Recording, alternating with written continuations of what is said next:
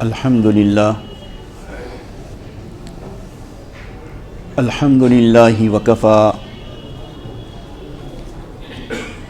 وسلام علی عبادہ الذین اصطفى اما بعد اعوذ باللہ من الشیطان الرجیم بسم اللہ الرحمن الرحیم من عمل صالحا من ذکر او انثى وهو مؤمن فلنحینہ حیاتا طیبہ وقال فی موضع آخر ففروا الی اللہ صدق اللہ العظیم سبحان ربک رب العزت عما یصفون وسلام علی المرسلین والحمد للہ رب العالمین اللہم صلی علی سیدنا محمد وعلى آل سيدنا محمد وبارك وسلم اللهم صل على سيدنا محمد وعلى آل سيدنا محمد وبارك وسلم اللهم صل على سيدنا محمد وعلى آل سيدنا محمد وبارك وسلم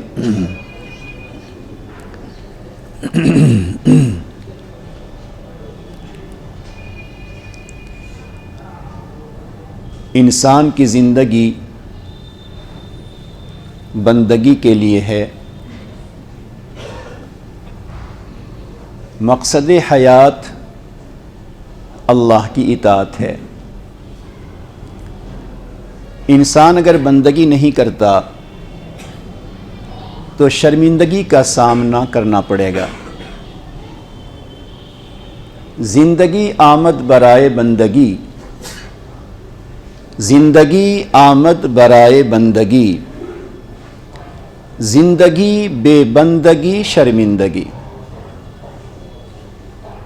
جس زندگی میں بندگی نہ ہو اس زندگی کے ساتھ شرمندگی لازم ہے۔ تو جب اللہ نے ہمیں اور آپ کو اپنی بندگی کے لیے دنیا میں بھیجا، مقصد زندگی عبادت کو بنایا، تو پھر اس کے ساتھ دو چیزیں اور جڑ گئی۔ ایک تو یہ کہ انسان کی زندگی جو اصلاً بندگی کے لیے ہے، اس انسان کی زندگی ٹمٹماتے چراغ کی طرح ہے کہ جس طرح ٹمٹماتا چراغ کب بجھ جائے بھروسہ نہیں ہوتا، اعتماد نہیں ہوتا، ہوا کا کون سا جھونکا اس ٹمٹماتے چراغ کو بجھا دے، کہا نہیں جا سکتا۔ اسی طرح انسان کی زندگی ٹمٹماتے چراغ کی طرح ہے کہ موت کا جھونکا کب آ جائے اور انسان کی زندگی بجھ جائے، ختم ہو جائے۔ یا انسان کی زندگی برف کے سل کی طرح ہے کہ جس طرح برف کی سل خاموشی کے ساتھ پگھل جاتی ہے، نام و نشان اس کا مٹ جاتا ہے، اسی طرح ہماری زندگی برف کی طرح پگھل رہی ہے۔ تو جب یہ پوری کائنات کا بنانا انسانوں کے لیے، پوری کائنات کا سجانا انسانوں کے لیے، سورج اور چاند، سمندر اور دریا کا پورا نظام انسانوں کے لیے، اور یہ انسان عبادت اور بندگی کے لیے، مگر انسان کا حال یہ ہے کہ ٹمٹماتے چراغ کی طرح ہے، برف کی سل کی طرح ہے۔ پھر اسی کے ساتھ ساتھ انسان کے اندر جسمانی طور پر بہت ساری کمزوریاں پائی جاتی ہیں۔ انسان بہت سی چیزوں میں کمزور مانا گیا ہے، اور انسان کی بشری انسانی جسمانی، قلبی اور دماغی کمزوریوں کا، اس کے ویک پوائنٹ کا تذکرہ خود اللہ نے کیا ہے۔ کہیں تو انسان کو ضعیفہ کہا گیا، کہیں تو انسان کو ہلوع کہا گیا، کہیں تو انسان کو منوع کہا گیا۔ یہ کئی ایسے الفاظ ہیں جس میں انسان کی بہت سی کمزوریوں کو بیان کیا گیا۔ تو اب ایک ذہن میں سوال آتا ہے کہ ہماری زندگی کا کوئی بھروسہ نہیں، ٹمٹماتے چراغ کی طرح، اور ہماری جسم، ہماری زندگی میں بہت ساری کمزوریاں، تو پھر اللہ نے جو ہمیں انسان بنایا، تو اس انسان میں انسانیت کا جوہر کہاں سے آئے گا؟ ہمارے اندر انسانیت کی خوبی کہاں سے آئے گی؟ ہمارے اندر انسانیت کا کمال کیسے پیدا ہوگا؟ تاکہ ہم اس دنیا سے جائیں تو انسانیت کے کمال کے ساتھ، انسانیت کے جوہر کے ساتھ دنیا سے ہم جائیں، یہ کیسے ہو سکتا ہے؟ زندگی ٹمٹماتے چراغ کی طرح، جسم بہت ساری کمزوریوں کے ساتھ، مقصد کائنات، مقصد زندگی عبادت، تو پھر انسانیت کا جوہر، انسانیت کی خوبیاں، انسانیت کا کمال ہمارے اندر کیسے ہوگا؟ تو اس کے لیے اللہ نے اس مختصر سی زندگی میں ہمیں اور آپ کو 4 چیزوں کا پابند بنایا ہے۔ اگر وہ 4 چیزیں ہمارے اندر ہیں، اگر ہمارے اندر وہ 4 خوبیاں اور انسانیت کا وہ 4 جوہر موجود ہے، تو مقصد زندگی میں ہم کامیاب ہیں۔ اور اگر انسانیت کا وہ جوہر، وہ خوبی ہمارے اندر اگر نہیں ہے، تو ہو سکتا ہے کہ ہم ناکام ہوں۔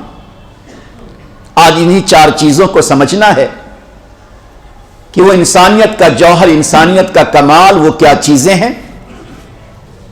تو اللہ رب العزت نے 4 چیزوں کو انسانیت کا جوہر، انسانیت کے لیے خوبی اور کمال بنایا ہے۔ ان میں سب سے پہلی چیز، اللہ نے علم کو انسانیت کا جوہر بنایا ہے۔ اسی علم سے انسان میں کمال پیدا ہوتا ہے، اسی علم سے انسان عبادت کے راہوں کو معلوم کرتا ہے، اسی علم سے انسان اللہ کی رضا کو جانتا ہے، اسی علم سے انسان حلال و حرام کو سمجھتا ہے، اسی علم سے انسان غلط اور صحیح میں امتیاز پیدا کرتا ہے۔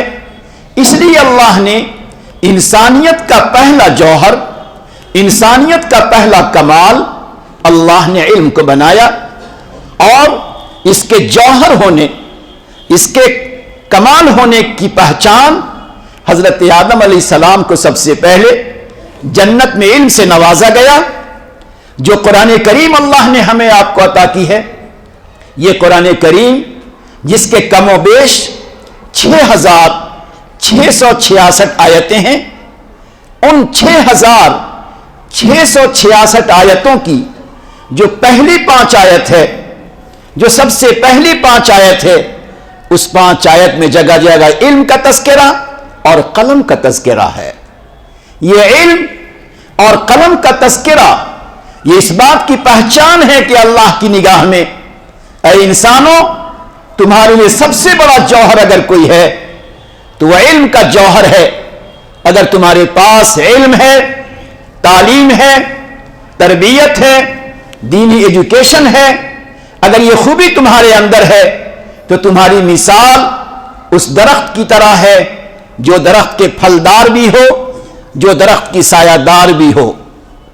جو درخت پھلدار ہوتا ہے، جو سایہ دار ہوتا ہے، وہ سایہ دار اور پھلدار درخت کا کام کہ انسانوں کو پھل دیتا ہے، انسانوں کو سایہ دیتا ہے، اپنے اور غیر میں کوئی فرق نہیں کرتا، بلا کسی فرق کے ہر ایک کو سایہ پہنچاتا ہے، اور ہر انسان کو آکسیجن دیتا ہے، ہر انسان کے کاربن ڈائی آکسائڈ کو اپنے اندر کھینچ کر نقصان سے بچاتا ہے۔ تو گویا پھل دے کر، آکسیجن دے کر، سایہ دے کر ہر ایک کو فائدہ پہنچاتا ہے، اور صرف فائدہ نہیں پہنچاتا بلکہ نقصان سے بچاتا بھی ہے۔ یہی حال اس بندے خدا کا ہوگا، یہی مثال اس انسان کی ہوگی جو انسان صاحب علم ہو اور جس کے پاس علم الہی ہو۔ اللہ رب العزت نے ہمیں اور آپ کو علم الہی سے نوازا ہے، لہذا انسانیت کا جوہر کمال علم کو بنایا گیا۔ اسی بنا پر نبی اکرم صلی اللہ علیہ وسلم کی فکر، آپ کی محنت کے میدانوں پہ غور کریں تو مکہ مکرمہ کا وہ ماحول جو ہمارے اور آپ کے سامنے ہے، کس قسم کا وہ ماحول تھا ہم سنتے ہیں، مگر ایسے پریشان کن ماحول میں بھی آپ نے تعلیم و تعلم، علم و تربیت سے آپ نے نگاہ نہیں ہٹائی، بلکہ وہاں بھی دار ارقم میں جب جب موقع ملتا رہا علم کی شمع، علم کا چراغ آپ نے وہاں پہ جلایا ہے۔ آپ ہجرت کرتے ہوئے مدینہ پاک تشریف لائے، اس سے پہلے حضرت عبداللہ ابن مکتوم کو اور حضرت مصعب ابن عمیر کو، ان دونوں حضرات کو علم کا چراغ دے کر مدینہ پاک بھیجا، اور آپ کے پہنچنے سے پہلے مدینہ پاک میں علم کا چراغ جلنے لگا تھا۔ اس سے اندازہ لگائیں کہ علم کی حیثیت، تعلیم و تربیت کی حیثیت، دینی تعلیم کی حیثیت کتنی زیادہ ہے کہ چاہے مکی دور ہو، چاہے مدنی دور ہو، چاہے فقر و فاقہ کا عالم ہو، چاہے مشکلات کے احوال ہوں، ہر حالت میں علم کو فوقیت دی گئی، علم کو ترجیح دی گئی، اور علم کے راہوں کو ہمیشہ روشنی دی گئی۔ لہذا انسانیت کا پہلا جوہر اللہ تعالیٰ نے علم کو بنایا ہے۔ ہم تک، آپ تک جو علم پہنچا، جن لوگوں کی محنتوں اور جن کے مجاہدوں اور جن علماء اور جن محدثین اور جن ائمہ اور جن فقہا کے واسطے سے جو علم پہنچا ہے، یہ علم کیسے کیسے مجاہدوں سے پہنچا، کتنی قربانیوں سے علم پہنچا ہے۔ ایک ایک مثال میں آپ کو دوں، آپ حیران ہو جائیں گے۔ بس ایک مثال میں دیتا ہوں کہ جس علم کی اہمیت، اس کی عظمت، اس کی شرافت، اس کی قدر و منزلت اور اس کی ضرورت جب دل میں بیٹھ جاتی ہے تو انسان اپنے آپ کے سب کچھ کو قربان کر دیتا ہے۔ بنان حمال ایک عالم گزرے ہیں، ابن طولون کا زمانہ تھا، بادشاہ ہے، بادشاہ وقت ہے۔ بادشاہ وقت نے کوئی ایسا حکم جاری کیا جو خلاف شرع تھا، شریعت کے خلاف تھا۔ بنان حمال رحمت اللہ علیہ نے، لوگوں نے پوچھا، بتا دیا یہ خلاف شرع ہے۔ ابن طولون کو پتا چلا، اس نے کہا آپ کو پتہ نہیں ہے، میں آپ کو کیا سزا دے سکتا ہوں؟ انہوں نے کہا میں نے قرآن کو پڑھا ہے، میں نے حدیث پاک کا مطالعہ کیا ہے، میں ہمیشہ علم کی دنیا میں رہتا ہوں، میرا علم یہ کہتا ہے، میرا قرآن یہ کہتا ہے، میری شریعت یہ کہتی ہے، میرے استاذ کی تعلیم و تربیت یہ کہتی ہے کہ جو بادشاہ کا ایک عوام کے اوپر ایک غلط ٹیکس لگایا گیا ہے وہ شریعت کی نگاہ سے جائز نہیں ہے، لہٰذا میں تو ناجائز ہی کہوں گا۔ بادشاہ نے کہا میں ایسے شیر کے ذریعے، ایک ایسے شیر کے ذریعے میں آپ کو سزا دوں گا جو شیر بھوکا ہوگا، لہٰذا آپ ہمارے اس فیصلے کو لوٹا لیجئے، اس فتوے کو ہٹا دیجئے، اس حکم شرع سے آپ پیچھے ہٹ جائیے۔ انہوں نے کہا کہ ایسا نہیں ہو سکتا، میں مختصر آپ کو بتاؤں، بھوکا پیاسا شیر ان کے سامنے لایا گیا۔ جیسے ہی شیر آیا اور بنان حمال کو باندھ کر شیر کے سامنے، بھوکے پیاسے شیر کے سامنے رکھا گیا، وہ لیٹے ہوئے تھے۔ پورا مجمع یہ سوچ رہا تھا کہ وہ شیر ابھی اس کو دبوچے گا۔ وہ شیر آیا، چکر لگاتا رہا اور ان کے پاؤں، ان کے تلوے کو چاٹنے لگا۔ وہ زمین پہ پڑ کے اپنے اللہ سے دعا کرتے ہیں، پروردگار جو علم الہی کی امانت آپ نے دی ہے، جو علم الہی کو ہم نے حاصل کیا ہے، اللہ آج اس علم کا امتحان ہے لہذا پروردگار ہم اپنے آپ کو آپ کی مشیت پر، آپ کے فیصلے پر ہم اپنے آپ کو ڈالتے ہیں۔ خدا سے دل لگایا، خدا سے لو لگایا، بھوکا شیر اندر سے دوڑا ہوا آیا اور ان کے سامنے چکر لگاتا ہوا ان کے تلوے کو دیر تک چاٹتا رہا، بہت دیر تک چاٹتا رہا۔ بنانے حمال کی اس کیفیت کو دیکھا لوگوں نے، چہرے پر اطمینان ہے، سکون کی حالت ہے، ذرہ برابر اس میں کوئی خوف و خشیت نہیں ہے۔ تھوڑی دیر کے بعد بادشاہ نے اعلان کیا ان کو ہٹاؤ۔ جب ہٹایا گیا تو جو اصل مجھے آپ کو سنانا ہے ان علماء کے علم کی قربانیوں کو، اپنے ائمہ مجتہدین کی قربانیوں کو، جن سے ہم تک علم پہنچا ہے، بتانا یہ ہے جب ان کو اٹھایا گیا ان کے شاگردوں نے ان سے پوچھا بنانے حمال جس وقت وہ شیر بھوکا پیاسا آپ کے تلوے کو چاٹ رہا تھا اس وقت آپ کے دل کی کیفیت کیا تھی؟ اس وقت آپ کے دل کا حال کیا تھا؟ بنانے حمال نے کہا پروردگار نے مجھے علم کی دولت امانت کے طور پہ دی ہے۔ جب وہ شیر آیا اور میرے تلوے کو چاٹنے لگا تو شیر درندہ ہے، اس کا جو جھوٹا، اس کا جو لعاب ہے، اس لعاب کے بارے میں یہ سوچ رہا تھا کہ حدیث پاک میں اس وقت یہ سوچ رہا تھا کہ حدیث پاک میں درندوں کے جھوٹے کے بارے میں اور درندوں کے تھوک اور لعاب کے بارے میں حدیث پاک میں کون کون سا لفظ آیا ہے۔ اللہ اللہ، یہ ہمارے علماء، یہ ہمارے اہل علم جو شیر کے سائے میں اور شیر کے زبان کے ساتھ چپکے ہوئے، اس وقت بھی ان کی نگاہ قرآن پر ہے، اس وقت بھی ان کی نگاہ حدیث پاک پر ہے۔ پھر اس کے بعد کہا جب دیر تک وہ چاٹتا رہا تو حدیث کے الفاظ میرے ذہن میں آئے، پھر میں یہ سوچنے لگا امام شافعی کا کیا قول ہے، امام ابو حنیفہ کا کیا قول ہے، امام احمد بن حنبل کا قول ہے۔ ذرہ برابر اس علم کی برکتوں سے، ذرہ برابر علم الہی کی برکت سے میرے اوپر کوئی خوف نہیں آیا۔ اللہ اللہ، یہ ہمارے اکابر، یہ علماء ہیں جنہوں نے علم الہی کو اس طرح سے حاصل کیا کہ شیر بھی اگر تلوے کو چاٹتا ہے تو علم الہی کی امانت کے سامنے ذرہ برابر ان کو خوف طاری نہیں ہوتا۔ جس قوم اور جس ملت اور جس امت محمدیہ صلی اللہ علیہ وسلم کو قرآن جب دیا گیا تو قرآن دیتے ہوئے سب سے پہلے 5 آیتیں سنائی گئی ہیں۔ جس امت کو سب سے پہلے تعلیم و تعلم کا حکم دیا گیا، آج ہم ذرا غور کریں اپنے معاشرے پر، اپنے ماحول پر، تو آج ہم اور آپ علم دین سے کتنے دور ہوتے جا رہے ہیں۔ ضرورت اس بات کی ہے کہ اللہ رب العزت نے جس چیز کو انسانیت کا جوہر بنایا ہے، اللہ رب العزت نے جس چیز کو علم کا جوہر بنایا، ہمیں اس کو حاصل کرنا، اپنی اولاد کو ان کے راہوں میں لگانا ضروری ہے۔ پھر اللہ تعالیٰ نے انسانیت کا یہ جوہر بنایا ہے، اس کا تعلق نہ دولت سے ہے، اس کا تعلق نہ بادشاہت سے ہے، نہ اس کا تعلق غربت سے ہے، نہ اس کا تعلق خاندان سے ہے۔ جو ماں باپ جذبے سے، شوق سے، تمنا سے ایک والہانہ انداز میں علم کی عظمت کے ساتھ اپنی اولاد کو پڑھانا چاہے گا، اپنی اولاد کو علم کا زیور دینا چاہے گا، اللہ رب العزت ماں باپ کے جذبے کی بنا پر، ماں باپ کے شوق کی بنا پر اس کی اولاد کو پروردگار علم کا چاند اور ستارہ بنائے گا۔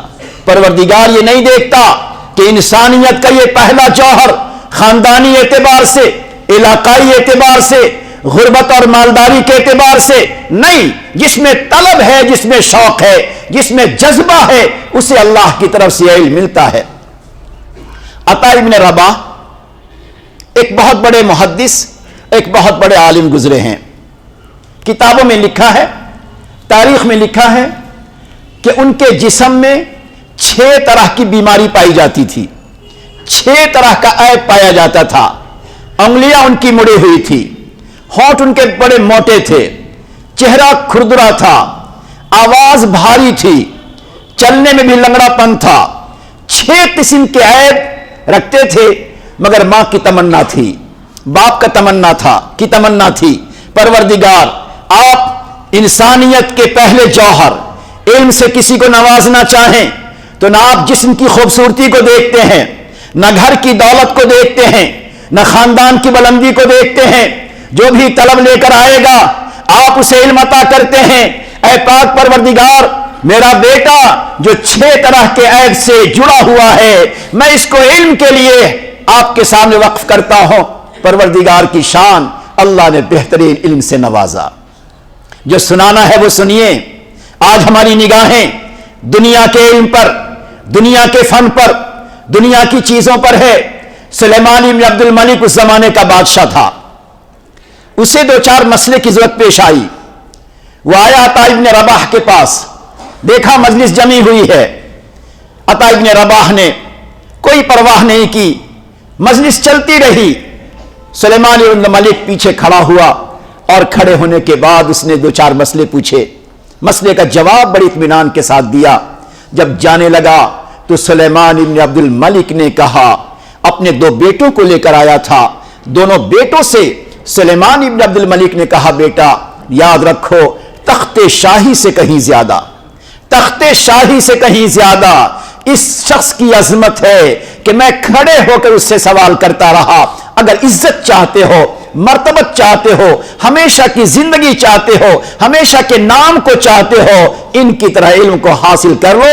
بادشاہت کی زندگی چند دنوں کی ہوگی، بادشاہت چھوٹے گی، تیرا نام و نشان مٹ جائے گا. میرے ساتھیوں، میں عرض کر رہا تھا کہ اللہ تعالیٰ نے ہمیں اور آپ کو انسانیت کا جو پہلا جوہر دیا ہے وہ علم دیا ہے. لہٰذا یہ ہمارے گھروں میں، ہمارے ماحول میں، ہماری اولاد میں، ہماری اپنی زندگی میں علم الہی کے سیکھنے اور سکھلانے کا ایک ماحول گھروں کو بنائیے. اگر گھروں کو ہم علم الہی کے سیکھنے سکھلانے کا ماحول اگر نہیں بنائیں گے تو دنیا کا برا ماحول ہمارے گھر کو اپنے ماحول میں لپیٹ لے گا. تو اللہ نے انسانیت کا پہلا جوہر علم کو بنایا ہے. میں اس کو مختصر کرتا ہوں. اس کے بعد انسانیت میں جو دوسرا کمال ہے اس کو کہتے ہیں اعمال صالحہ. عمل صالحہ، عمل صالح، نیک عمل، اس کو اللہ تعالیٰ نے انسانیت کے لیے جوہر بنایا. جس انسان میں عمل نہیں ہے، جس انسان میں نیکی نہیں ہے، جو انسان اطاعت و عبادت سے دور ہے، وہ انسان گویا انسانیت کے جوہر سے خالی ہے، اور وہ انسان بندگی میں نہیں بلکہ شرمندگی کی زندگی گزارتا ہے. اس بنا پر اعمال کو اللہ نے انسانیت کا دوسرا جوہر بنایا.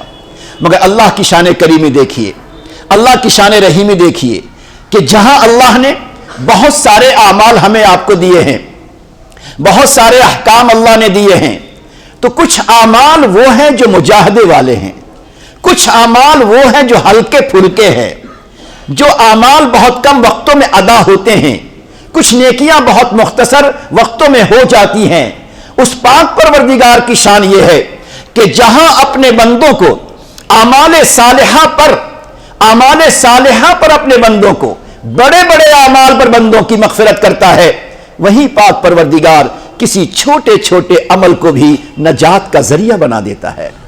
حضرت معاویہ بن معاویہ لیثی ایک صحابی ہیں. نبی اکرم صلی اللہ علیہ وسلم تبوک تشریف لے گئے. 800 کلومیٹر کا فاصلہ ہے.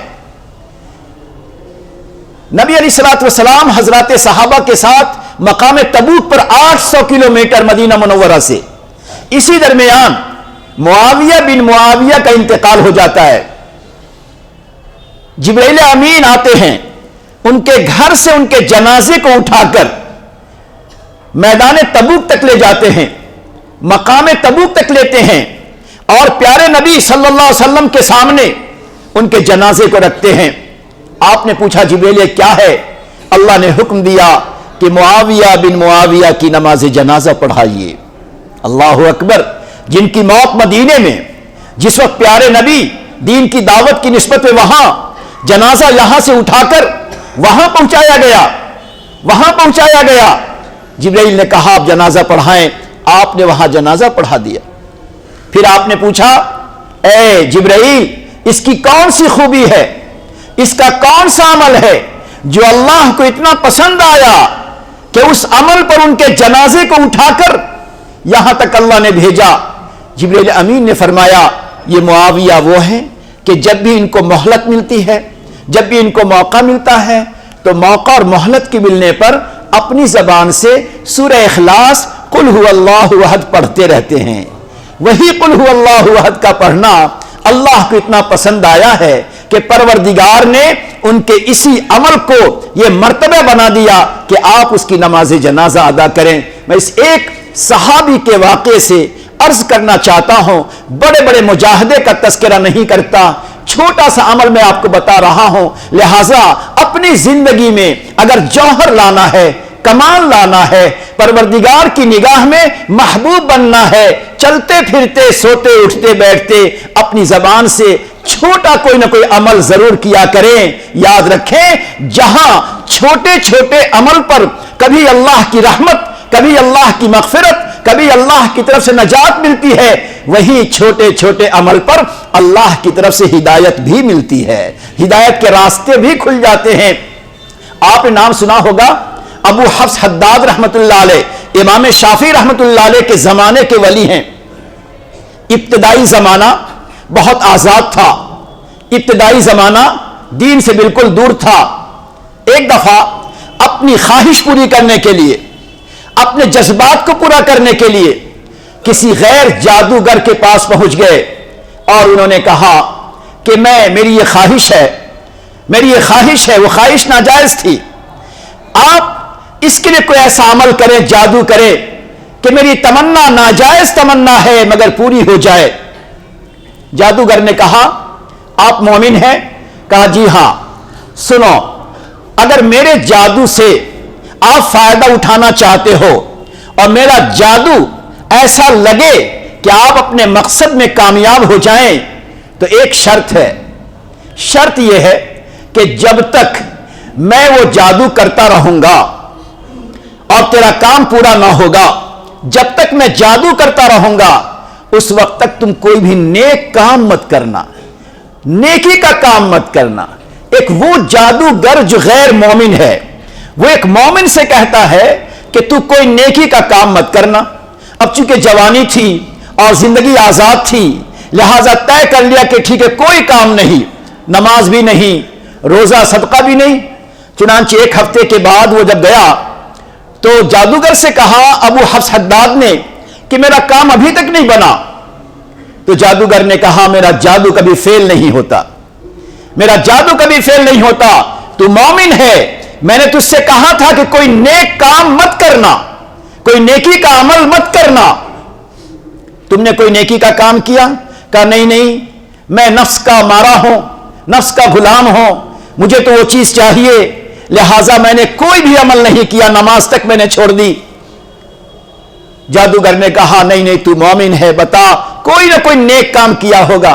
तो उसने कहा कि हां, एक दफा मैं जा रहा था, रास्ते पर बहुत बड़ा पत्थर पड़ा हुआ था, मैंने सोचा कि शायद कोई भी इधर से गुजरेगा, पत्थर से टकराएगा, पत्थर से टकराएगा, उसको नुकसान पहुंचेगा, लिहाजा मैंने उस पत्थर को हटा दिया कि मेरे नबी ने फरमाया है कि ईमान का अदना दर्जा यह है कि सड़क पे कहीं पर भी कोई तकलीफ दे चीज पाई जाए तो उसको हटा दो, मेरे नबी का यह फरमान है। मैंने ये सोचकर उस पर अमल कर लिया। तो जादूगर ने कहा, तेरे उसी एक अमल की वजह से मेरे गुनाह वाला जो जादू है, उस जादू से अल्लाह ने तुझे बचा दिया है। फिर उसके बाद उस जादूगर ने कहा कि सुनो, तू मोमिन है, मैं गैर मोमिन हूं, मैं जानता हूं तुम्हारी बातों को। ऐ अबू हफ्स हद्दाद, जब एक छोटी सी नेकी की बिना पर, छोटे से अमल की बिना पर अल्लाह ने तुझे बड़े गुनाह से बचा दिया है, तो अब तुझे चाहिए कि जहन्नम से अगर तुझे बचना है तो तुझे नेकियों के राह पे चलना पड़ेगा। बस यही उसकी बात ने उनके दिल पर असर की और अबू हफ्स हद्दाद तौबा तायब हुए, अल्लाह के सामने रोए, बाद में चलकर जमाने के वली बने हैं। मैं मुख्तसर अंदाज में अर्ज करता हूं कि आज हम कोई भी छोटी से छोटी नेकी का काम जरूर करें। अगर सड़कों पर पत्थर को हटाने से अल्लाह की हिदायत मिलती है, तो घरों में अगर माँ बाप को अगर नफा पहुंचाएंगे, माँ बाप को अगर राहत पहुंचाएंगे, रिश्तेदारों को अगर फायदा पहुंचाएंगे, किसी अजनबी इंसान को फायदा पहुंचाएंगे, नेकी का कोई छोटा सा अमल करेंगे, तो अल्लाह रब्बुल इज्जत जरूर हमें हिदायतों से और मग़फ़िरत और नजात से जरूर नवाजेगा। तो दूसरी चीज है आमाल सालिहा और तीसरी चीज है अखलाक़ हसना, انسانیت کا جو کمال ہے، جس کی بنا پہ انسان کا مرتبہ اللہ کے ہاں بلند ہوتا ہے، علم ہے، اور اس کے بعد عمل ہے، اور اس کے بعد اخلاق ہے۔ انسان میں، انسانی زندگی میں اخلاق کی کیا اہمیت ہے، اس کو سمجھیے گا، ذرا غور سے سمجھیے گا۔ آج ہم نے اعمال کو لیے ہیں، آج ہم نے تسبیحات کو لی ہیں، آج ہم نے بہت سے نوافل کو لیا ہے، لیکن خاندانی زندگی میں، فیملی زندگی میں، احباب کے ساتھ، کاروبار میں، دوسرے ساتھیوں کے ساتھ جو ہماری اخلاقی زندگی ہے، وہ اخلاقی زندگی ہماری کمزور سے کمزور ہے۔ اخلاقی زندگی یہ ہے ہماری ذات سے کسی نہ کسی کو فائدہ پہنچے، ہمارے عمل سے کسی نہ کسی کو فائدہ پہنچے، کسی بندے خدا کو ہماری ذات سے نقصان نہ پہنچے۔ یہاں پہ ذرا اخلاق کے بارے میں سمجھیے گا اور بہت ہی سنجیدگی سے سمجھیے گا۔ اخلاق یہ پانی پلانے کا نام، کسی کو کھانا کھلانے کا نام، مسکراتے چہرے سے ملنے کا نام بالکل نہیں ہے۔ یہ تو اخلاق ایک انسان کے دل کی صفت ہے، انسان کے دل کی ایک حالت ہے۔ انسان کے دل کی حالت اچھی ہوگی، انسان کے دل کی کیفیت بہتر ہوگی، انسان کا دل برے اخلاق سے پاک اور صاف ہوگا، اخلاق ذمیمہ، اخلاق رذیلہ سے پاک اور صاف ہوگا تو اس سے اچھے اخلاق ظاہر ہوں گے۔ اور انسان کے دل میں اگر اخلاق ذمیمہ ہے، اخلاق رذیلہ ہیں، برے اخلاق ہیں، بڑائی ہے، عجب ہے، کبر ہے، بے صبری ہے، ناشکری ہے، حسد ہے، کینہ ہے، بغض ہے، اور اسی طرح کسی کی انسلٹ ہے، انتقامی جذبہ ہے، یہ تمام چیزیں انسان کے اندر اخلاق ذمیمہ ہے، جس کا تعلق انسان کے قلب، انسان کے دل سے ہے۔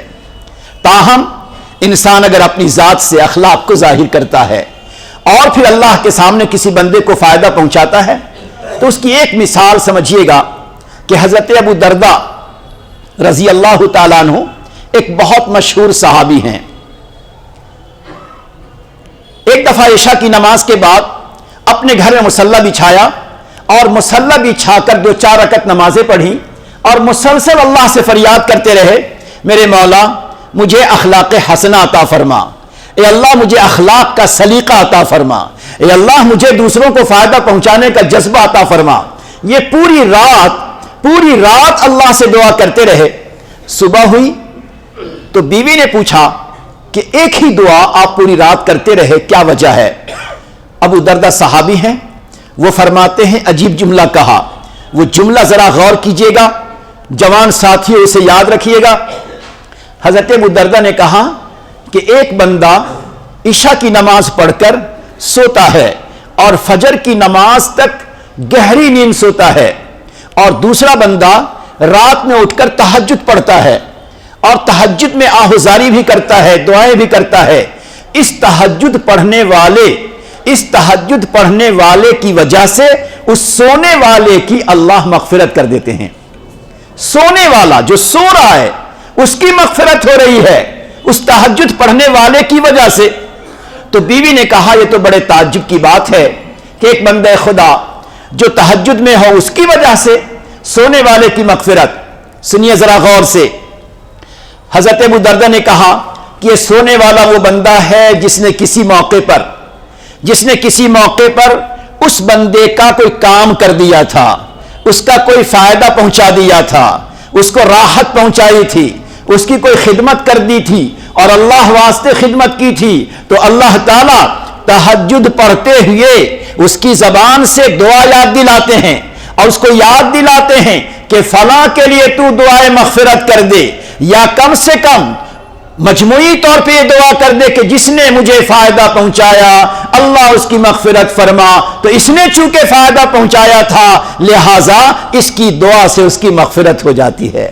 اے میرے ساتھیوں، آج ہم اپنی زندگی کو دیکھیں کہ ہم اپنی ذات سے اپنے والدین کو، اپنے اقربا، اپنے احباب کو، اپنے رشتہ داروں کو اگر فائدہ پہنچائیں گے تو ہو سکتا ہے وہی اخلاق، وہی فائدہ پہنچانا ہماری مغفرت کا ذریعہ بن جائے۔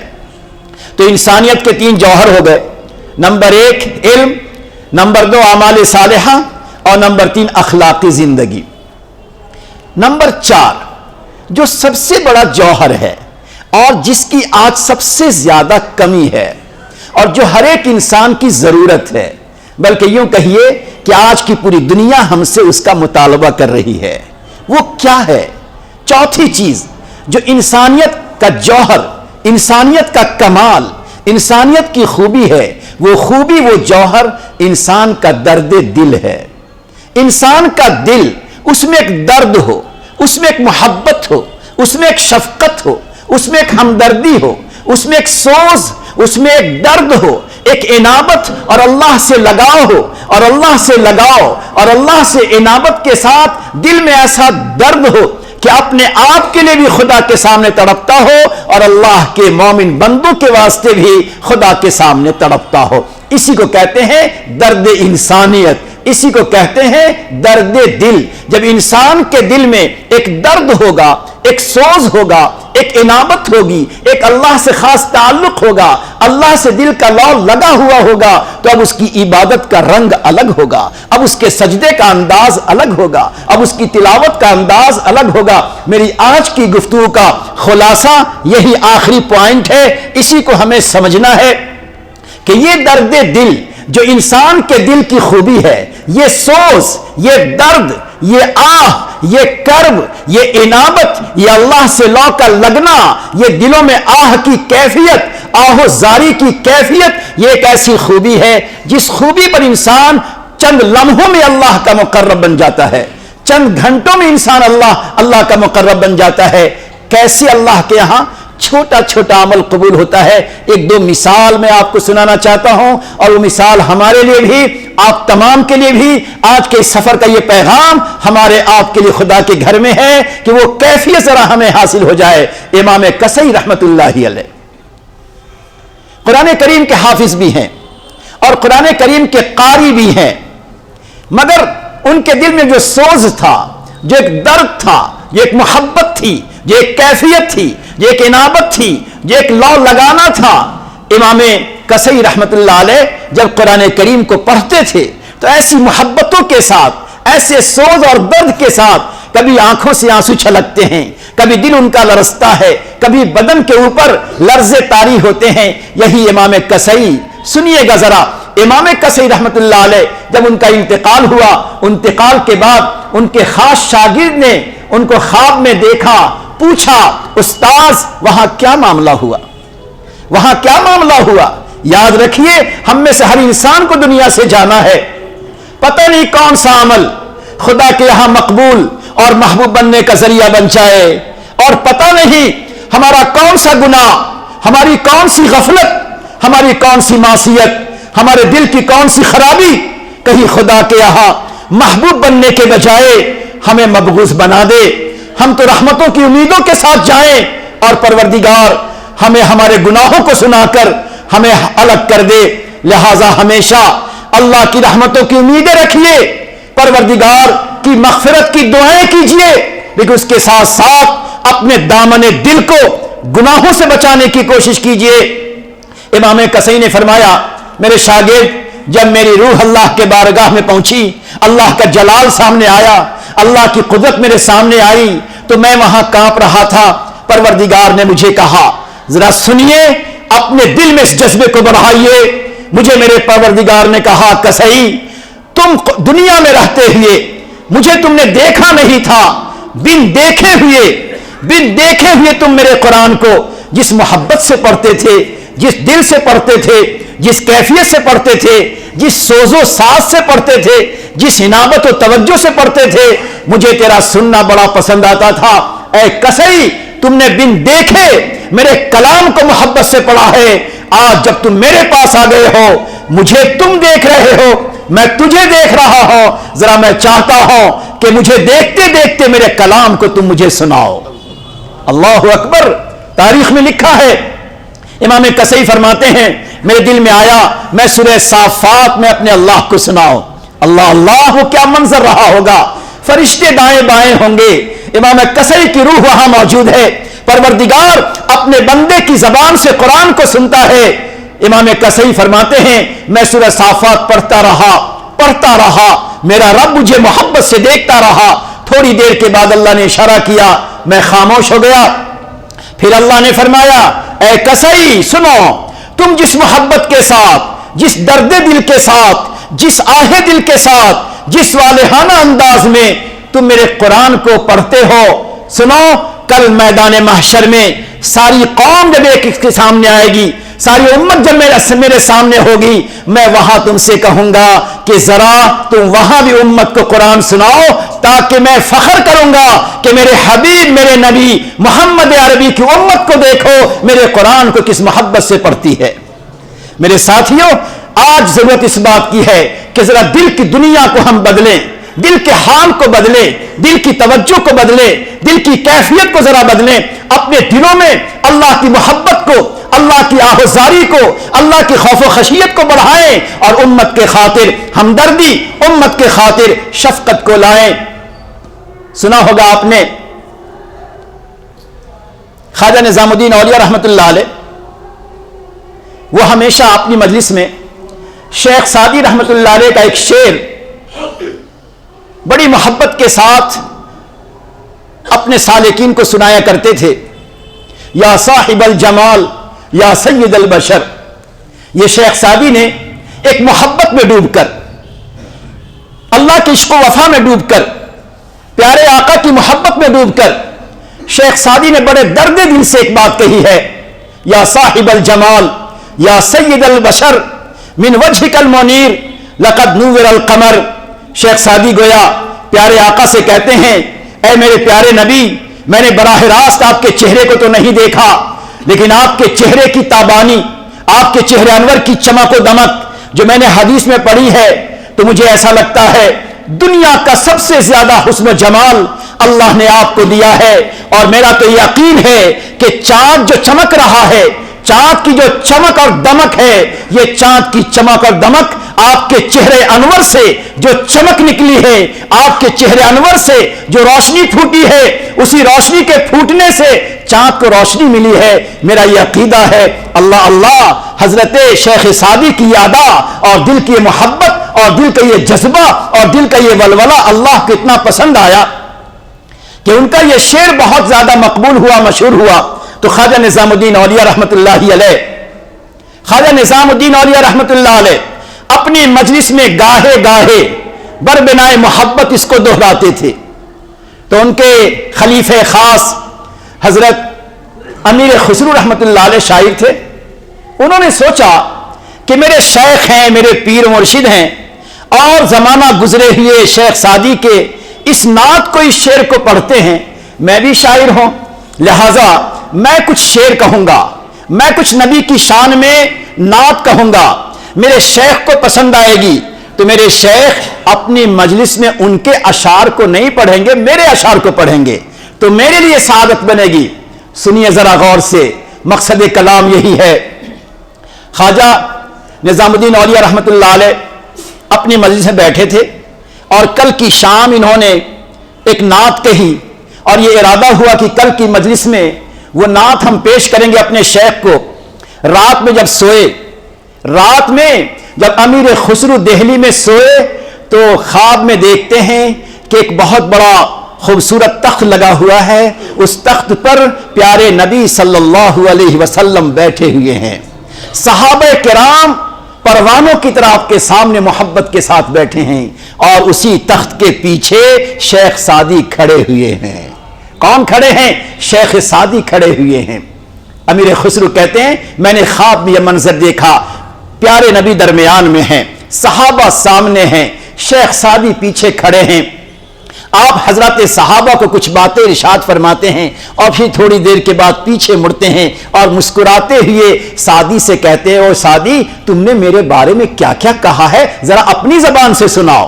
تو شیخ سعدی اپنی زبان سے سناتے ہیں، پھر تھوڑی دیر کے بعد پھر کہتے ہیں او سعدی تم ذرا اپنے اشعار مجھے سناؤ۔ یہ منظر امیر خسرو نے رات میں دیکھا، صبح ہوئی، اپنے شیخ کے پاس اسی نعت کو، اسی نظم کو لے کر گئے، پیش کیا، خواب نہیں بتایا۔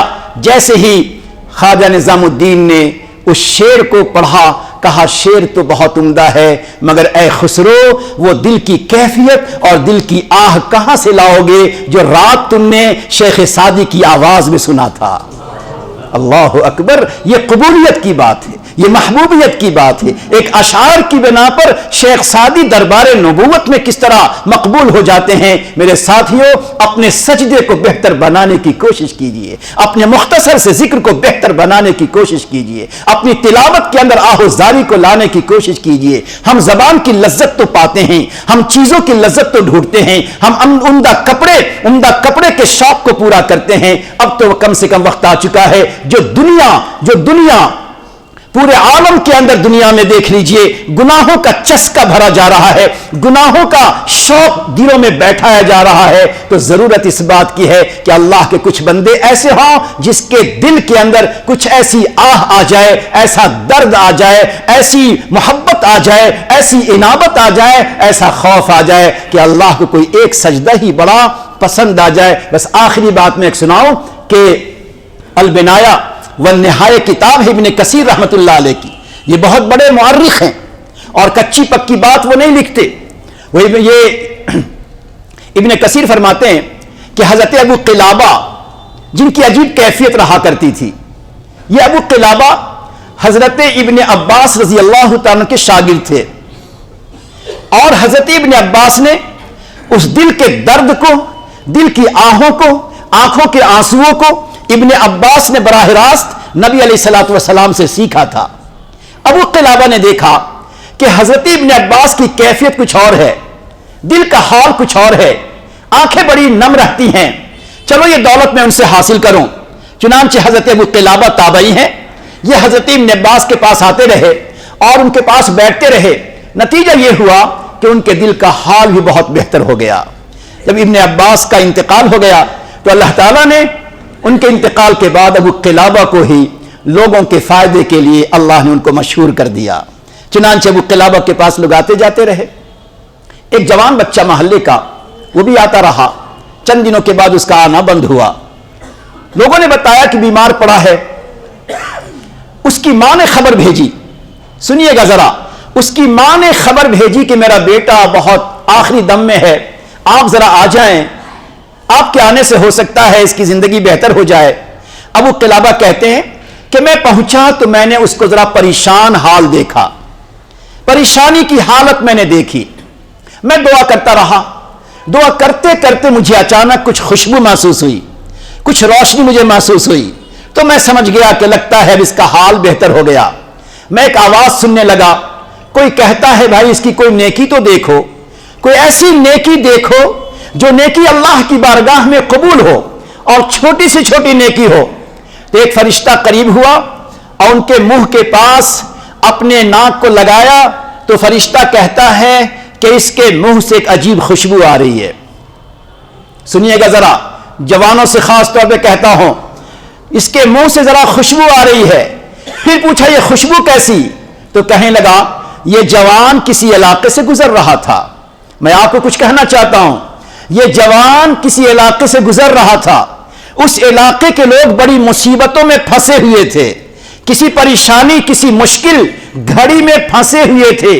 یہ جوان جب وہاں سے گزرا، پریشان حال لوگوں کو دیکھا تو آسمان کی طرف اس نے نظر اٹھائی اور بڑے درد دل کے ساتھ، بڑی محبتوں کے ساتھ اس نے اللہ سے کہا پروردگار میں گناہگار ہوں، میں اس امت کے لیے کچھ نہیں کہہ سکتا، ان پریشان حال لوگوں کے لیے کچھ نہیں کہہ سکتا، اے اللہ اتنا ہی کہوں گا اللہ اکبر، اللہ تو بہت بڑا، تیری بڑائی کے سامنے پوری کائنات فنا ہے، ساری طاقتیں فنا ہے، سب کچھ فنا ختم ہے، اللہ تو بہت بڑا۔ 3 دفعہ اس بندے خدا نے بڑے درد دل کے ساتھ اللہ کی عظمت کو سوچتے ہوئے جو اللہ اکبر کہا، کہتے ہیں فرشتے اللہ کو یہی ادا پسند آئی ہے، اسی ادا پر اس کو حسن خاتمہ دیا جاتا ہے۔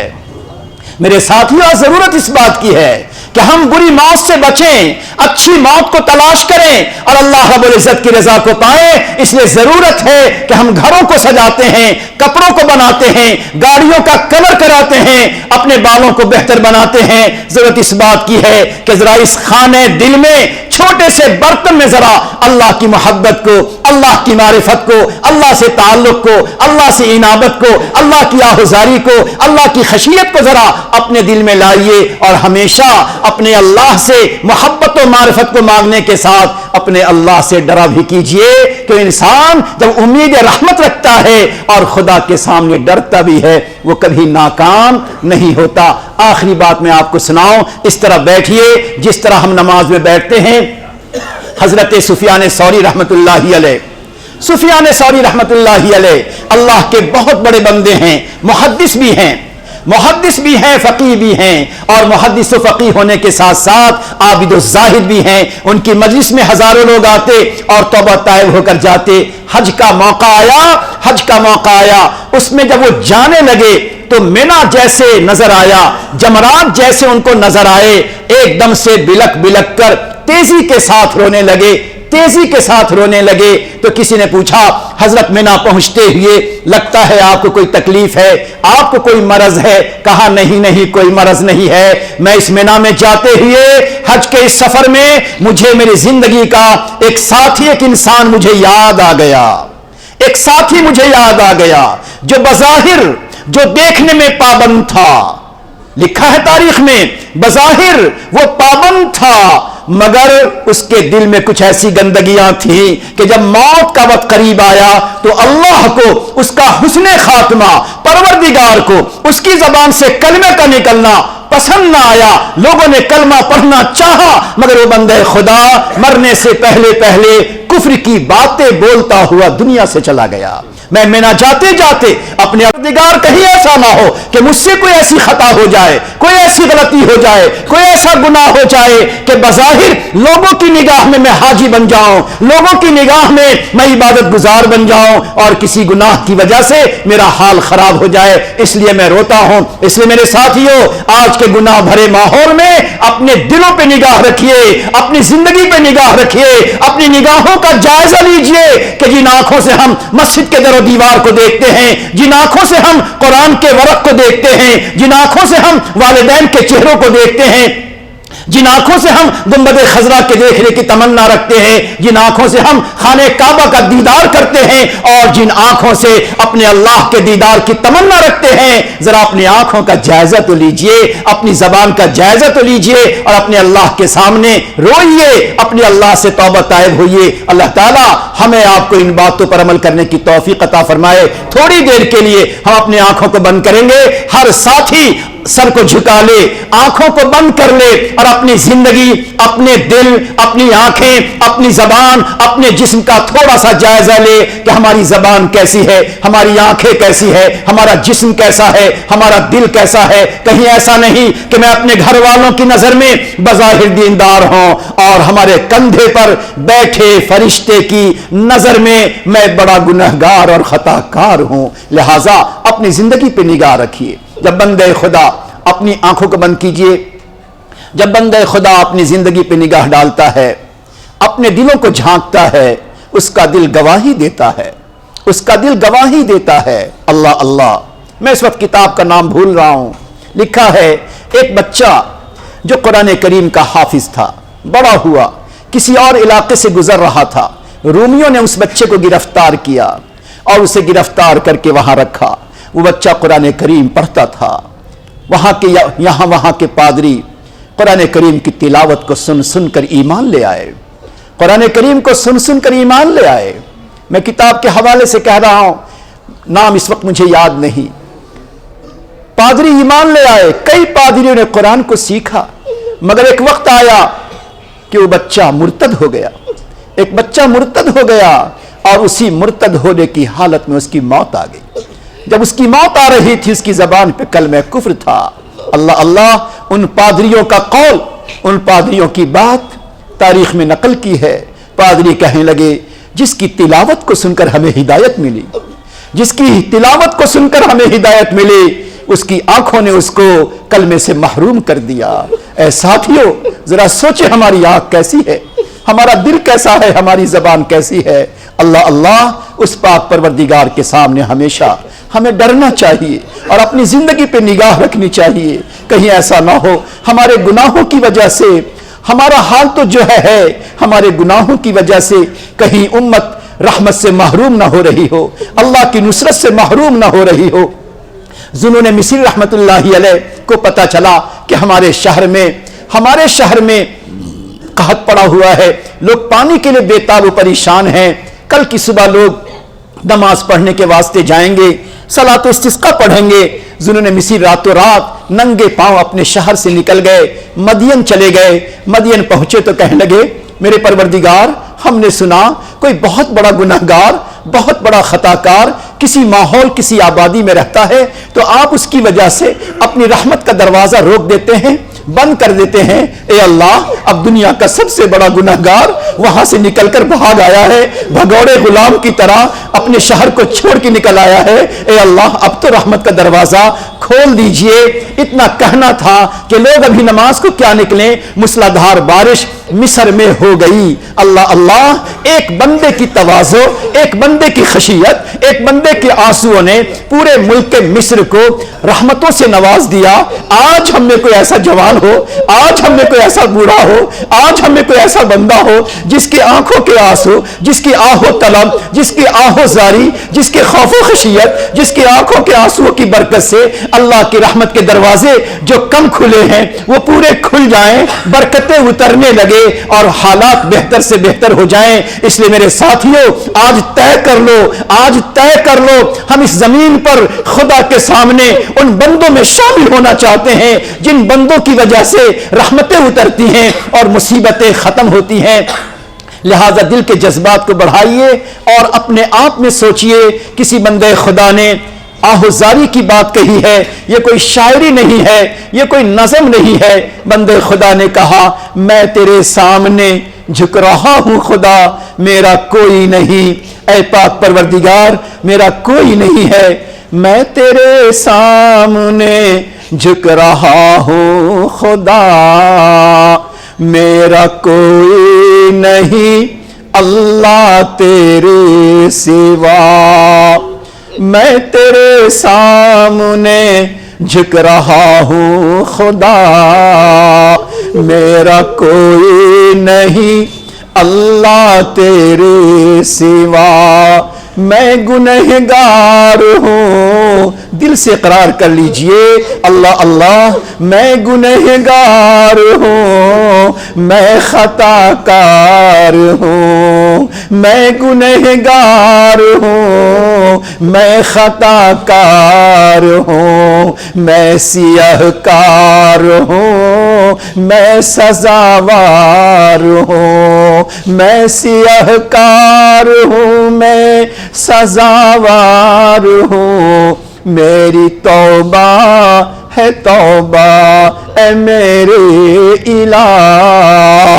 سچے دل سے توبہ کیجئے، اللہ سے کہیے میرے مولا اب تک کی زندگی نافرمانی میں ہے، اب سچی توبہ ہم کرتے ہیں۔ بندہ پورے عزم کے ساتھ، پوری ندامت کے ساتھ اللہ کے سامنے توبہ کرتا ہے، توبہ چاہے بعد میں ٹوٹ جائے مگر سچی توبہ کرتا ہے، پروردگار اس کے گناہوں کو معاف کر دیتے ہیں۔ لہٰذا کوشش کیجئے اپنے پاک پروردگار کے سامنے آنسو بہائیے۔ حضرت حسن بصری کا پڑوسی شمعون نام کا ایک مجوسی انسان تھا۔ حضرت حسن بصری نے سوچا کہ میں جاؤں، اس کے موت کا وقت ہے، کچھ بھی ہے تو پڑوسی ہے۔ وہاں گئے اور جانے کے بعد اس سے کہا کہ اب تو کلمہ پڑھ لے۔ تو اس نے کہا میں کلمہ کیسے پڑھوں، میں تو پوری زندگی کا مشرک رہا، پوری زندگی کا کافر رہا، پوری زندگی کا نافرمان رہا، پوری زندگی خدا کا منکر رہا، میں اخیر وقت میں کلمہ پڑھوں، مجھے کیسے مغفرت ہوگی، کیا فائدہ ہوگا؟ اللہ اللہ، گناہ تو الگ، یہاں تو کفر و شرک کی بات ہے۔ حضرت حسن نے فرمایا وہ پاک پروردگار 100 سال کے کفر و شرک کو ایک لمحے میں معاف کرنے کو تیار ہے۔ اس نے کہا آپ گارنٹی لیتے ہو؟ حسن بصری نے کہا میں ضمانت دیتا ہوں، میرے رب کی رحمت پر مجھے امید ہے کہ تو اگر توبہ کر لے گا، کلمہ پڑھ لے گا، اللہ تیرے 80 سال کے کفر و شرک کو معاف کر دے گا۔ اے اللہ پروردگار کی شان۔ وہ بندے نے کہا حسن اپنا ہاتھ بڑھاؤ، مجھے کلمہ پڑھا دو۔ بس کلمہ پڑھانا تھا، تھوڑی دیر کے بعد اس کی روح نکلی. حضرت حسن نے خواب دیکھا, ریشمی کپڑے میں جنت میں خوشیوں سے چلتا ہے. پوچھا شمون کیا ہوا؟ کہنے لگے بس اسی لمحے کی, آخری لمحے کی توبہ نے اور آخری لمحے کے کلمہ نے مجھے جنت تک پہنچا دیا ہے. میں نے روتے ہوئے پروردگار سے کہا تھا, اے پاک پروردگار, اے پاک پروردگار, زندگی گناہوں میں گزری ہے, لیکن اب اگر تو نے مجھے صحت دے دی, سلامتی دے دی, تو اللہ اب صحت کے زمانے میں کوئی نافرمانی, کوئی گناہ نہیں کروں گا. یہ جذبہ تھا, اللہ نے مجھے جنت پہنچا دی. اے میرے ساتھیوں, وہ پاک پروردگار جب 80 سال کے کفر و شرک کو ایک لمحے کی توبہ اور کلمے پہ معاف کرنے کو تیار ہے, تو ہم کچھ بھی ہیں, چاہے گناہگار سے ہی, خطا کار سے ہی, مگر اللہ نے ہمیں غلامان محمد میں شامل ضرور کیا ہے. خار ہیں, بدکار ہیں, ڈوبے ہوئے ذلت میں ہیں. خار ہیں, بدکار ہیں, ڈوبے ہوئے ذلت میں ہیں, کچھ بھی ہے لیکن تیرے محبوب کی امت میں ہیں. اللہ اپنے محبوب کی لاش تو ضرور رکھتا ہے, مگر ہاں اللہ چاہتا ہے میرے بندے ذرا آنسو کے قطرے تو لاؤ, ٹوٹا ہوا دل تو لاؤ, لرزتی ہوئی آواز تو لاؤ, لرزتا ہوا ہاتھ تو لاؤ. تم اتنا بھی اگر نہیں کر سکتے, اتنا بھی آنسو نہیں دکھا سکتے, پھر کس منہ سے مغفرت چاہتے ہو؟ لہٰذا میرے ساتھیوں, میرے بھائیوں, بڑے اور چھوٹے تمام سے گزارش کرتا ہوں, آج امت جس پریشانی میں پس رہی ہے, آج امت جس مصیبت کی چکی میں پس رہی ہے, آج ان مسائب و حالات سے دوچار ہو رہی ہے, اگر کیا ہم سے اتنا بھی نہیں ہو سکتا کہ ہمارا دل زندہ ہو جائے, ہمارا دل خوابیدہ نہ رہے, ہمارا دل دل بیدار بن جائے, ہمارا دل رونے والا بن جائے, سسکنے والا بن جائے. اے جوانوں, کبھی تو تہجد میں ایک سجدہ کر لو. اے ہمارے بڑے بوڑھے, کبھی تو سجدے میں جا کر آنسو کے قطرے بہا دو. کس کے لیے؟ کس کے لیے؟ اس امت کے لیے جس امت کے نبی نے بدر کے میدان میں آنسو کا قطرہ بہایا تھا, اس امت کے لیے جس امت کو پیارے نبی نے طائف کے میدان میں پتھر کے سائے میں دعائے رحمت دی تھی, اس نبی کی امت کے لیے جس نبی نے میدان احد میں اپنے دندان مبارک کو شہید کرایا تھا, اس نبی کی امت کے خاطر آنسو بہا دیجئے. جس نبی نے کعبے کے سائے میں اپنی گردن پہ اوجھڑی ڈلوانے دیا تھا اور خدا کے سامنے اپنی بے کسی کو ظاہر کیا تھا. آج ضرورت ہے اسی درد دل کی, آج ضرورت ہے اسی آہ کی. اے میرے ساتھیوں, اتنا سننے کے بعد اور خدا کے گھر میں بیٹھنے کے بعد اگر ہماری آنکھوں میں ذرہ برابر آنسو نہیں ہے, اگر ہماری آنکھوں میں آنسو نہیں ہے, اے جوانوں یقین کر لو, اگر تمہارے آنکھوں میں آنسو ابھی تک نہیں آئے تو یقین کر لو کہ میرا دل پتھر ہو چکا ہے, میری آنکھیں پتھر کے ٹکڑے بن چکی ہیں. اللہ اللہ, میرے دل میں, میرے بدن میں دل نہیں ہے, پتھر کی سیل لگی ہوئی ہے. اس دل پہ خدا کی کیا نظر پڑے, جو دل نہ ہو پتھر کی سیل بن جائے. اس آنکھوں کو کیا اللہ محبت کی نظر دیکھے جو آنکھیں پتھر کے ٹکڑے بن چکے ہو. لہٰذا آج ضرورت ہے امت کے حال کو سامنے رکھیے, پریشانی کو سامنے رکھیے, اپنے گناہوں کو سامنے رکھیے اور اللہ کے سامنے وہ آنسو کے قطرے بہائیے کہ آسمان سے, زمین سے, فضاؤں سے آنے والی تمام مصیبتیں ختم ہو جائیں, چھٹ جائیں, آئندہ کے عزائم ختم ہو جائیں. میں گنہگار ہوں, میں خطا کار ہوں, میں سیاہ کار ہوں, میں سزاوار ہوں. میری توبہ ہے توبہ, میری توبہ ہے توبہ, اے میرے الہ. میری توبہ ہے توبہ, اے میرے الہ. مجھے گنہگار کو تو پڑھیے میرے ساتھ, درد دل سے پڑھنا ہو تو پڑھیے, آہ دل سے پڑھنا ہو تو پڑھیے. مجھے گنہگار کو تو نہ دینا سزا, میری توبہ ہے توبہ, اے میرے الہ. میری توبہ ہے توبہ, اے میرے الہ. مجھے گنہگار کو تو نہ دینا سزا. سنو محشر کا منظر ہوگا، ایک جوان کو فرشتہ بیڑیوں میں جکڑ کر جہنم لے جا رہا ہوگا، وہ ایسے درد کے ساتھ روتا ہوگا، ایسی آہ کے ساتھ روتا ہوگا، حضرت آدم کو بھی ترس آ جائے گا، ان کو بھی ہمدردی آ جائے گی اور بڑی ہمدردی سے پکاریں گے یا احمدا یا احمدا۔ رونے والے کی آواز بھی درد بھری ہے، حضرت آدم کی آواز درد بھری ہے، پوچھیں گے یا احمدا یا احمدا، پیارے نبی پہنچیں گے، حضرت آدم کہیں گے آپ کی امت کا کوئی جوان ہے، آپ کی امت کا کوئی گناہگار ہے، پیارے نبی کہیں گے فرشتوں میرے اس امتی کو چھوڑو، میرے اللہ نے مجھ سے وعدہ کیا ہے۔ فرشتہ کہے گا ہم اسے جہنم سے نہیں چھوڑ سکتے، ہم اس کی بیڑی نہیں کھول سکتے، کیوں؟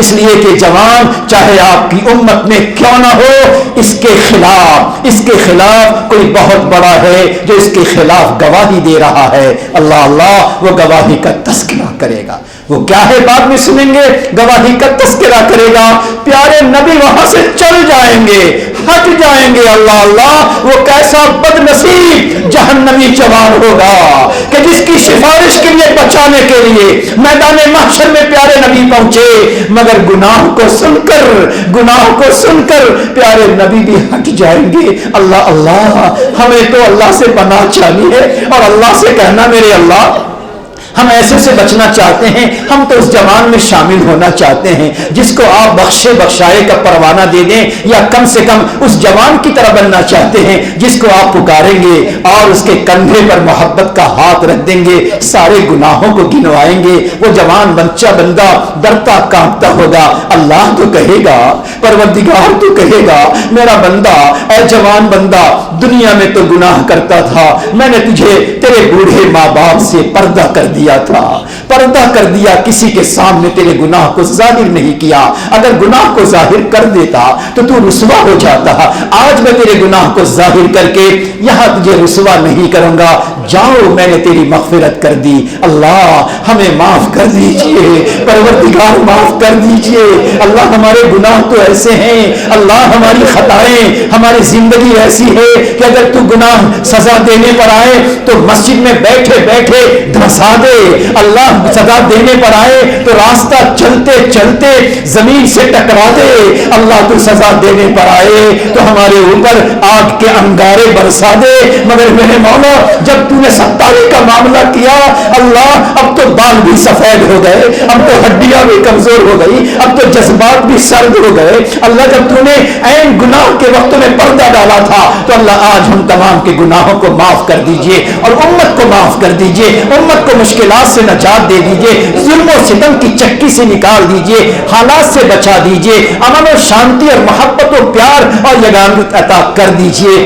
یا اللہ ہم بڑے گناہگار، بڑے خطا کار ہیں، مگر میرے مولا ہم نے سنا ہے ایک چھوٹا سا بچہ جب اچھے کپڑے ماں پہنا دیتی ہے اور بچے سے کہتی بیٹا کسی گندے نالی کی طرف مت جانا، لہذا بچہ چلا جاتا ہے، گندے نالے میں جب پڑتا ہے تو اپنے ابو کو نہیں پکارتا، اس لیے نہیں پکارتا کہ باپ آئے گا تو پہلے 2 تماچے مارے گا پھر اٹھائے گا، بھائی آئے گا پہلے 2 لافے لگائے گا پھر اٹھائے گا، وہ بچہ ممی ممی پکارتا ہے، وہ جانتا ہے ممی کی ممتا ممی کے پاس ہی ملتی ہے، ممی کی محبت ممی کے پاس ہی ملتی ہے، اس کے کپڑے گندے ہو جائیں اس کو پرواہ نہیں، اس کا بدن خراب ہو جائے پرواہ نہیں، ماں دوڑی ہوئی آتی ہے اور اپنے بچے کو سینے سے لگا لیتی ہے، ماں کے کپڑے خراب ہوتی ہے، بچہ ڈرتا بھی ہے ممی ممی کہتا بھی ہے، اے اللہ ماں کو بچے نے پکارا، ماں نے سینے سے لگایا، اللہ اس نے ممی ممی کہا، اللہ آج ہم تجھے ربی ربی پکاریے میرے ساتھ، ربی ربی،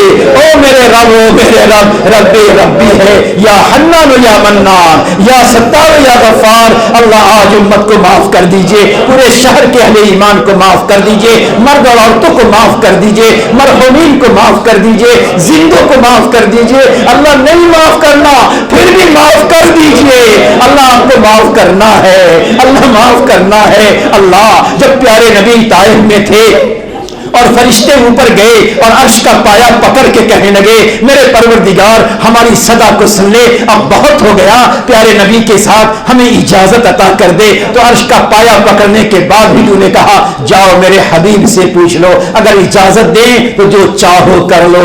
اللہ وہ تو فرشتے تھے تیرے عرش کا پایا پکڑ کر اپنی بات منانے گئے تھے، اللہ ہم تو گناہگار، ہم تو خطا کار، ہم تو سیاہ کار، اللہ ہم تو زمینوں پہ چلنے والے، مگر آپ تھوڑی دیر سے تیرے گھر کی زمین کو پکڑ رکھا ہے، تیرے مسجد کے در و دیوار کو پکڑ رکھا ہے۔ اللہ جی اب تو مان جائیے، اب تو راضی ہو جائیے، اب تو گناہوں سے بچا دیجئے۔ ہاتھ اٹھائیے، اللہم لک الحمد کما ینبغی لجلال وجہک وعظیم سلطانک، اللہم صلی علی سیدنا محمد وعلی آل سیدنا محمد وبارک وسلم۔ اے اللہ ہم بڑے گناہگار، بڑے خطا کار، بڑے سیاہ کار، بڑے پاپی ہیں، بڑے مجرم ہیں، اللہ لوگوں کے سامنے سفید پوش بنے ہیں، اللہ لوگوں کے سامنے سفید ریش بنے ہیں، اللہ ہمیں لوگ بوڑھا سمجھ کر سلام کرتے ہیں، اللہ نمازی سمجھ کر ہمیں لوگ سلام کرتے ہیں، گھر کے لوگ سمجھتے ہیں، بیوی اور ماں سمجھتی ہے میرا بیٹا تو خدا کے گھر میں گیا ہے، پیشانی جھکائے گا، ہاتھ اٹھائے گا، مگر ماں کو کیا خبر آتے ہی یہ بھی گناہ ہو گیا، جاتے ہی یہ بھی گناہ ہو گیا۔ اللہ یہ دو رنگی اگر تو ظاہر کر دے، دو رنگی ظاہر کر دے، اللہ رسوا ہو جائیں گے۔ اے پاک پروردگار، اے پردہ ڈالنے والے، اے گناہوں کو معاف کرنے والے، اپنی رحمتوں سے چمٹانے والے، اے بچھلے حافی کو ولایت دینے والے، شراب کے اڈے سے نکال کر اپنی محبت کا کاسا پلانے والے، اے پاک پروردگار حذیل بن ایاز کو ڈکیتی کے راستے سے نکال کر اپنی محبت کا کاسا پلانے والے، ہم بھی تو گناہگار ہیں، خطا کار ہیں، سیاہ کار ہیں، بڑے پاپی ہیں اللہ، بڑے غافل ہیں اللہ، گناہ کر کر کے اپنے آپ کو بہتر سمجھنے والے ہیں اللہ، اپنے کو نیکوکار سمجھنے والے ہیں اللہ جی۔ آج پوری زندگی کے گناہوں کو معاف فرما دے مولا، نہیں معاف کرنا پھر بھی معاف کر دے اللہ۔ گناہ کیا ہے، بند کمروں میں کیا ہے، خلوتوں میں کیا ہے، تنہائی میں کیا ہے، اور خوش ہوتے رہے، کوئی دیکھنے والا نہیں ہے، بوڑھا باپ جاننے والا نہیں ہے، میری بوڑھی ماں آواز سننے والی نہیں ہے اللہ۔ تو کہتا ہوگا، تو کہتا ہوگا دیکھو دیکھو میرے جوان بندے کو، دوسروں سے ڈرتا ہے، دوسروں سے ڈرتا ہے اور میرے سامنے جری بنتا ہے اللہ۔ تیرے سامنے کوئی جری بن جائے، تیرا غیظ و غضب اگر آ جائے اللہ، کیا سزا ملے گی مولا؟ ہر گناہ کو معاف فرما، چھوٹے گناہوں کو معاف فرما، بڑے گناہوں کو معاف فرما اللہ۔ ہم نے مانا ہے اے اللہ، ہم نے اتنے گناہ کیے، اتنے گناہ کیے کہ اگر پانی کا گھونٹ بھی اگر تو خون بنا دے تو اللہ ہم اس کے حقدار بن چکے ہیں اللہ۔ ہمارے روٹی کے ٹکڑے کو تو پتھر بنا دے، ہم اس کے حقدار بن چکے، مگر میرے مولا تو کہتا ہے اگر بنا دوں گا ہمارا یہ بندہ اپنے چھوٹے چھوٹے گھر کے بچوں کے سامنے رسوا ہو جائے گا۔ میرے ابو تیرے ہاتھ کا پانی خون کیوں بن گیا؟ میرے ابو تیرے ہاتھ کی روٹی کا ٹکڑا پتھر کیوں بن گیا؟ میرا بندہ رسوا ہو جائے گا، ذلیل ہو جائے گا اللہ۔ ہم نے گناہ کیا اور تو ہماری ذلت سے بچانے کی فکر کرتا رہا اللہ۔ جس طرح تو نے ذلت سے بچایا ہے، پردہ پوشی کا معاملہ کیا ہے، وہاں بھی ہمارے گناہوں کو معاف کر دینا اے اللہ۔ جب ہمارا آخری وقت آئے گا کوئی نہیں جانتا، کوئی نہیں جانتا زندگی کی شام کب آنے والی ہے۔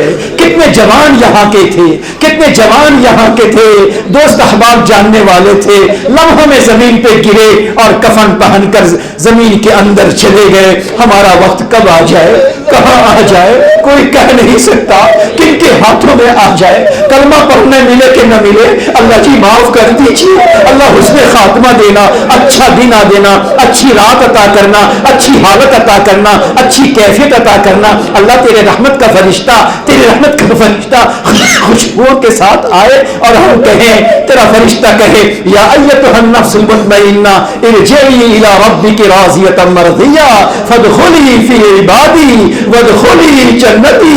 اللہ یہ پیغام، یہ مسئلہ سنا دینا اللہ۔ کہیں ایسا نہ ہو، کہیں ایسا نہ ہو ہمارے ماں باپ تو ہمارے بیٹے تو ہمیں سفید کفن پہنائیں، قیمتی خوشبو لگائیں، کندھے پر سوار کر کے لے جائیں، اور ہماری روح کانپ رہی ہو، ہماری روح تڑپ رہی ہو، ارے کہاں لے جا رہے ہو، کہاں لے جا رہے ہو؟ اللہ ایسی موت سے بچانا، اپنی رضا والی موت عطا فرمانا۔ اللہ آئندہ گناہوں سے حفاظت فرما، گناہوں کی نحوست سے حفاظت فرما، پورے معاشرے کی حفاظت فرما، ظاہر کے گناہ، باطن کے گناہ، دل کے گناہوں سے اللہ حفاظت فرما دیجئے۔ اللہ ہم بچنا چاہتے ہیں مگر بچ نہیں پاتے۔ ہماری مثال اس شرابی کی ہے جس شرابی کو اس کے دوست احباب خانہ کعبہ طواف کے لیے لے گئے۔ وہ کہتا تھا میں کس منہ سے کعبے کو جاؤں، میں کس طرح کعبے کا طواف کروں، مجھے نہ لے جاؤ، مجھے نہ لے جاؤ۔ یہ ہاتھ کعبے کو چھونے کے لائق نہیں رہا، یہ قدم مطاف میں چلنے کے قابل نہیں رہا، یہ آنکھیں کعبے کے دیکھنے کے لائق نہ رہی۔ وہ بندہ گیا اور جانے کے بعد جب پہنچا اور طواف کرتا رہا، پھر اخیر میں بڑے درد دل سے کہتا ہے میرے پیارے اللہ، مجھے اتنے دن مکے میں ہو گئے مگر شراب کا شوق، شراب کی عادت میری نہ گئی۔ اے اللہ میں نہیں چھوڑ سکتا، تو چھوڑا سکتا ہے، تو چھوڑا سکتا ہے۔ اللہ تجھے اس کی یہی ادا پسند آ گئی، اس کے دل میں اسی وقت شراب کی نفرت بیٹھ گئی۔ اللہ وہ پاکیزہ دل ہو گیا۔ اے اللہ ہم بھی مجبور ہیں، نفس و شیطان کے مغلوب ہیں، اللہ نفس و شیطان کے دباؤ میں ہیں، گناہوں سے نہیں بچ پاتے۔ اللہ تو بچا سکتا ہے، اے رحمان و رحیم بچا دیجئے، آئندہ بچا دیجئے۔ اللہ ہمیں نیکیوں کی توفیق عطا فرما، اللہ ہمیں دل کی کیفیت عطا فرما، آہے دل عطا فرما، سوزے دل عطا فرما، کیفیت عطا فرما۔ اللہ وہ سجدہ عطا فرما جسے ایک سجدے پر تجھے پیار آ جائے۔ اللہ وہ دعا عطا فرما کہ اٹھے ایک ہاتھ پر تجھے پیار آ جائے۔ اللہ آنسو کا وہ قطرہ عطا فرما جس آنسو کے قطرے پر تو قبر اور محشر اور جہنم کے عذاب سے نجات کا اعلان فرما دے۔ اللہ زندگی میں ایسا کوئی قطرہ عطا فرما دے۔ اللہ آج آپ کے بندے بوڑھے ہوں، جوان ہوں، علماء ہوں، صلحاء ہوں، ائمہ ہوں، حفاظ ہوں، اللہ ہر کسی نے تیرے سامنے فقیری کا ہاتھ پھیلا دیا ہے۔ اے فقیروں، اے محتاجوں کے ضرورت کو پورا کرنے والے، ٹوٹے دلوں کے دل پر رحمت کا ہاتھ رکھنے والے، ہم تمام کی دعا کو قبول فرما لے۔ ہمارے گھروں میں رحمت نازل فرما، برکتیں عطا فرما، خوشحالی فراوانی عطا فرما، ہر پریشانی دشواری کو دور فرما، بیماریوں سے ہر ایک کو نجات عطا فرما۔ اے اللہ ہر ایک کے کاروبار میں برکت عطا فرما، اے اللہ صحت و خوشحالی عطا فرما۔ پورے شہر میں دعوت و تبلیغ کو، علم و معرفت کو، تعلیم و تعلم کو، مکاتب کو قبول فرما، ائمہ کرام حفاظ علماء کی خدمات کو قبول فرما، اور اے اللہ اس پورے شہر کو امن و شانتی کا گہوارہ بنا، پورے ملک میں محبت کی فضاؤں کو عام و تام فرما، اس ملک میں بسنے والے ہر قوم کے لوگوں کو دنیا کی صحت و سلامتی عطا فرما، نبی علیہ الصلوۃ والسلام کے صدقے طفیل۔ اے اللہ ہماری ان دعاؤں کو قبول فرما۔ اے اللہ جب پیارے نبی خانہ کعبہ میں آئے تھے اور وہاں پہ کچھ لوگ لرز رہے تھے کہ میرا انجام بد کیا ہوگا، تو پیارے نبی نے وہاں پر کہا تھا اذهبوا انتم الطلقاء، اے لوگو اب چلے جاؤ، اے لوگو چلے جاؤ، ہٹ جاؤ، تم تمام کے تمام آزاد ہو۔ اللہ تیرے پیارے نبی کی یہ صدا تجھے بڑی پیار آیا تھا، تجھے بہت اچھا لگا تھا۔ اے اللہ آج آپ اعلان کر دیجئے اے میرے بندے میرے گھر میں بیٹھے ہوئے اب تو چلے جاؤ، اب میرے گھر سے گھر میں چلے جاؤ، گھر کے لوگ انتظار کرتے ہوں گے، جاؤ جاؤ تم کو ہم نے معاف کر دیا، ہم نے تمہیں معاف کر دیا، تجھے آزاد کر دیا۔ اللہ تم نے خود قرآن میں کہا وَأَمَّا السَّائِلَ فَلَا تَنْهَرْ، فقیروں کو سائلوں کو جھڑک مت دینا۔ اے اللہ اتنی دیر تک آپ کے گھر میں بیٹھے رہے، ہاتھ اٹھاتے رہے، رونے کی کوشش تو ضرور کی ہے اللہ، اگر پھر بھی کچھ نہ ملا، پھر بھی کچھ نہ ملا تو ہم سے بڑھ کر محروم کون ہوگا، ہم سے بڑھ کر بد نصیب کون ہوگا۔ اللہ جب تو خود کہتا ہے فقیروں کو مت جھڑکو، اللہ اپنے قول کی لاج رکھ لیجئے اور ہم تمام کے دل کی مرادوں کو، ہمارے دل کی تمناؤں کو پوری فرما دیجئے۔ ہمارے والدین گزر چکے ہوں ان کی مغفرت فرمائیے، زندہ ہوں ان کی زندگی کو سایہ رحمت بنا دیجئے۔ نبی علیہ الصلوۃ والسلام کے صدقہ طفیل ہماری دعاؤں کو قبول فرما۔ میرے ساتھ ساتھ پڑھیے اللہم صلی علی سیدنا محمد وعلی آل سیدنا محمد وبارک وسلم برحمتک یا ارحم الراحمین۔